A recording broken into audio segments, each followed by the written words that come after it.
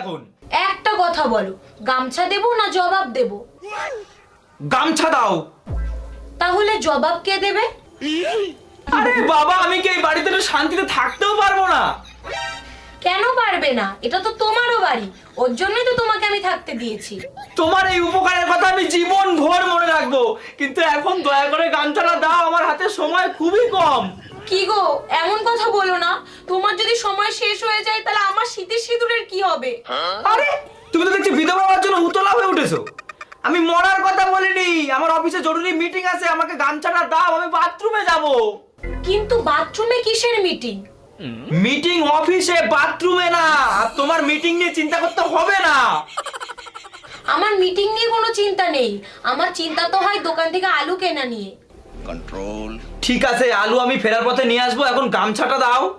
সেদ্ধ আলু আনবে না কাঁচা আলু?